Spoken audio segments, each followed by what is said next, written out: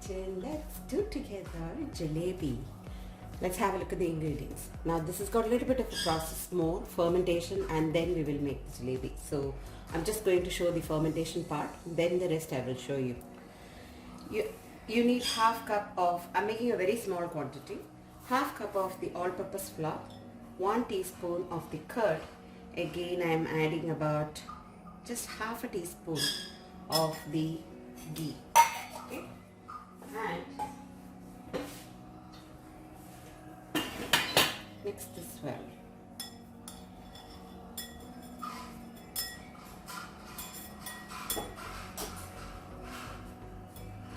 Why I'm saying first don't add water, as reason being the curd what we have added, there's enough moisture in that.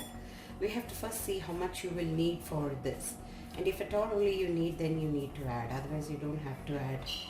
Of course you will have to add it, that's not that you don't have to add. Okay. Now the consistency also is like our idli batter, thicker to that, little bit looser to that.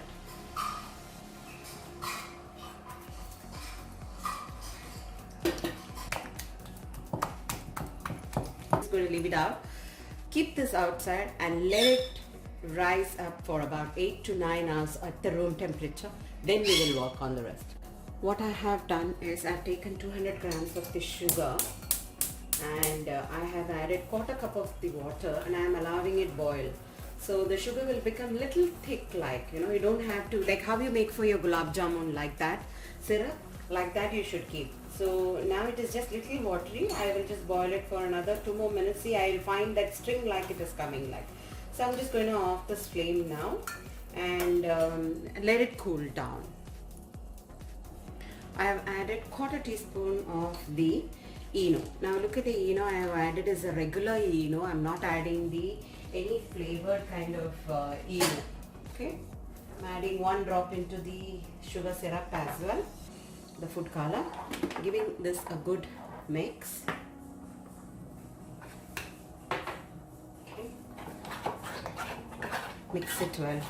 Now when you are looking at into the mixture, you'll feel as though this is so gooey, like this is what we need. Now once we put the, you cannot wait for any more to keep it on fermentation. No need to keep any more on the fermentation part.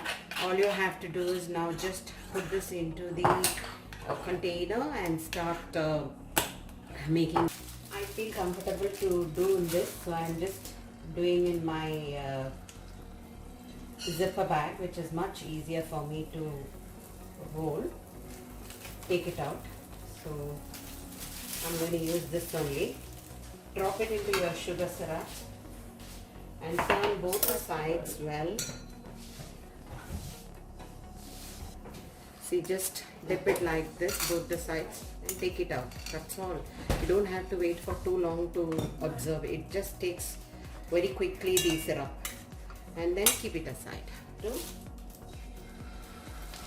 If you see, my flame is very low, and after you put the Eno, you cannot wait for too long to like keep it for tomorrow or something that you want to do. No, you have to do it then and there. Only then you can add the Eno. Okay, turn this like this, turn this like this.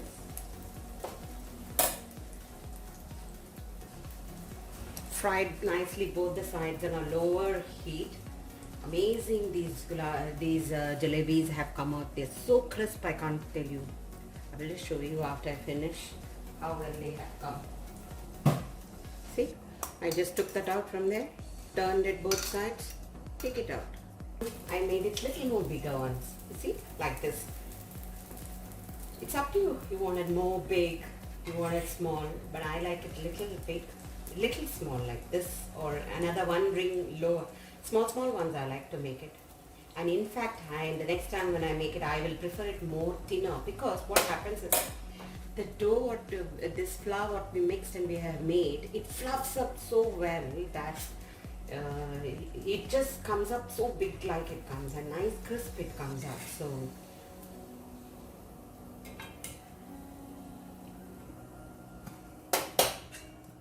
Okay, then I take again, see, dip. It just absorbs it very fast. You don't have to wait for too long.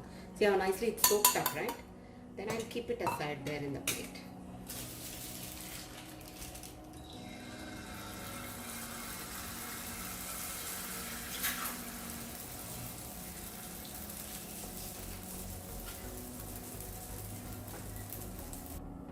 This is how I dipped my jalebis and I have taken out.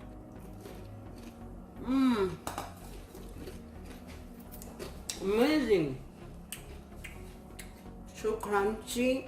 The syrup what I made, complete syrup has got over. In my findings, what I learned from when I was making the mistakes what I did, and I don't want you all to do not cut a bigger nozzle. The nozzle is bigger, as such this dough, when you put the it fluffs up so much that it should be like medium, and do not make it too watery. If you make it watery, you have no control to squeeze it in. Okay, so the consistency is very important. And secondly, the heat, maintaining the heat and making this is important. If you bubble your oil more and then you put like this, it just pops up, and then it doesn't hold. So the heat should be low. So it is like this, that when what I realized when I was doing was, when you put this, when the heat should be lower, that this rings when you're forming should be on the oil in the down itself. It should not come up. So then easily you can get a control of it. So that's how I have made this, and amazing it is. I can't tell you how crisp this is. See, you can hear. It's so fantastic. One of my favorite sweets. I eat very less of sweets, but this is amazing. You must try it. Thank you for watching your happy cooking, happy eating. Bye bye. That's how I made my jalebis. Have a look at it. It's so nice. I can't tell you.